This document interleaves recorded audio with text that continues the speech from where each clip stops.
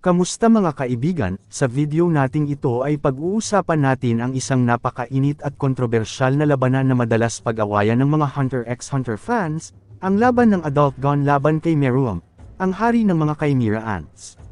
Sa unang tingin, parang imposible itong mangyari sa original na timeline ng kwento, pero bilang mga fans, masarap paglaruan ng ideya at suriin ng mabuti kung ano nga ba ang magiging resulta kung ang dalawang halimaw na ito ay magharap. Kaya kung fan ka ng matitinding labanan at gusto mong malaman kung sino nga ba sa kanila ang mas malakas, mas matalino, at mas deserving na tawaging tunay na hari, panuurin mo to hanggang dulo. Pero bago tayo magsimula ay kung bago ko lang sa ating channel ay mag-subscribe ka na, dahil sobrang laking tulong na niyan sa ating channel, at pakipindot na din yung notification bell para lagi kang updated sa mga bago pa nating videos na ilalabas gaya nito, at kung tapos na ay simulan na natin. Simulan natin sa pagkilala sa dalawang karakter na ito. Si Gon Freeze ay ang pangunahing bida sa Hunter x Hunter. Isang batang lalaki na simple, masayahin, pero may matinding determinasyon sa puso. Lumaki siya na puno ng pag-asa at gustong mahanap ang kanyang ama na si Ging, pero habang tumatagal ang kwento, unti-unting nabago ang kanyang pananaw sa buhay lalo na nang makaharap niya ang matitinding pagsubok tulad ng pagkawala ni Kai. Dito nagsimula ang kanyang unti-unting pagbagsak, at ang rurok ng emosyon niyang ito ay ang kanyang transformation bilang Adult Gon. Sa galit, puot, at desperasyon, ipinalit niya ang lahat ng potensyal niya sa kapangyarihan ng isang matanda, isang ultimate form na kahit siya mismo ay hindi inakalang kayang makamit. Literal na sinugal ni Gon ang kanyang buhay para lang mapatay si Neferpito, at naging isang nilalang siya na kayang sumabay o lumampas pa sa Royal Guard level. Ngayon naman, kilalanin natin ang kanyang posibleng kalaban, si Meruem. Ang hari ng Chimera Ants. Isinilang siya na may katalinuhan, kapangyarihan, at karismang hindi matatawaran. Sa murang edad niya bilang nilalang, agad siyang naging dominante sa lahat ng makalaban niya. Sa isang iglap, kaya niyang durugan ang ulo ng kalaban nang hindi man lang nagbago ang ekspresyon sa mukha niya. Hindi lang siya malakas sa pisikal na aspekto, kundi isa rin siyang henyo. May photographic memory, advanced strategic thinking, at kakayahang basahin ang intensyon ng kalaban sa bawat kilos nila. Pero ang pinaka-nakakatakot kay Meruem ay ang bilis ng kanyang pag-evolve. Sa bawat laban, sa bawat kalaban na kinakaharap niya, natututo siya. Lumalakas siya, nagiging mas matalino. At dahil dito, kahit ang mga pinaka-veteranong hunters ay tinuring siyang banta sa buong sangkatauhan. Ngayon, kung pag-uusapan natin ang brute strength, walang duda na si Adult Gon ay isang walking nuclear bomb. Sa isang suntok lang niya, natuluyan agad si Neferpito, isang miyembro ng Royal Guard na kahit sila Netero ay sobrang inat na labanan.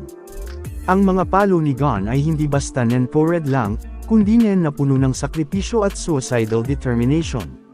Pero hindi ibig sabihin ito na hindi kayang sabayan ni Meruem. Kung ikukumpara natin, si Meruem ay nakipaglaban kay Chairman Isaac Netero, ang pinakamalakas na hunter sa buong mundo. Hindi lang niya ito nalabanan, kundi halos sinayawan pa niya ang bawat teknik ni Netero at kahit matapos ang 100 Type 1 Yen Bodhisattva, halos wala man lang gasgas si Meruem. Kailangan pa siyang pasabugan gamit ang Poor Man's Rose para lang mapigilan, at kahit doon, nabuhay pa siya at naging mas malakas pa pagkatapos. Sa aspect ng intelligence, dito rin tayo medyo matatalo si Gon. Si Gon, kahit gaano siya kalakas, ay driven mostly by emotion. Hindi siya strategist, hindi siya analytical, hindi siya gumagamit ng chess-like planning sa bawat galaw niya. Ang mindset ni Adult Gon ay isang taong wala nang pakialam sa buhay, basta makamit lang ang kanyang layunin, isang bagay na sobrang delikado kung ang kalaban mo ay tulad ni Meruem. Sa kabilang banda, si Meruem ay isang master tactician. Sa loob lang ng ilang araw, nalampasan niya ang lahat ng tao sa laro ng Gonji, isang laro na may lalim at strategy na halos kapantay ng chess. Nakakabasa siya ng patterns, ng rhythm, at ng ugali ng kalaban. Kung pag-uusapan natin ang fight IQ, halos imposibleng maloko si Meruem. Ngayon, sa aspect naman ng durability, dito na lumalayo ang agwat.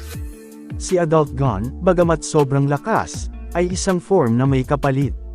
May limitasyon ito, isang uri ng kapangyarihang, one-time use lang. Matapos niya itong gamitin, halos patay na ang katawan niya. Ibig sabihin, kung hindi niya agad matutudukan ang laban sa loob ng maikling panahon, siya mismo ang talo sa huli. Samantalang si Meruem, kahit anong sipa o suntok ang ibato mo, kaya niyang tiisin ito. Kinaya niya ang thousands of hits mula sa 100 type bodhisattva ni Netero. At sa huli, bumangon pa siya mula sa isang nuclear bomb. Ibig sabihin, sa aspect ng stamina, recovery, at overall resilience, panalo si Meruem. Pagdating naman sa Nen abilities, mas direct at simple si Gon, enhancement type siya na focused sa raw strength. Malalakas na palo, burst attacks, at brute destruction. Si Meruem, bagamat hindi masyadong naipakita ang sariling Nen technique, ay may kakayahan na absorb in ang abilities ng iba.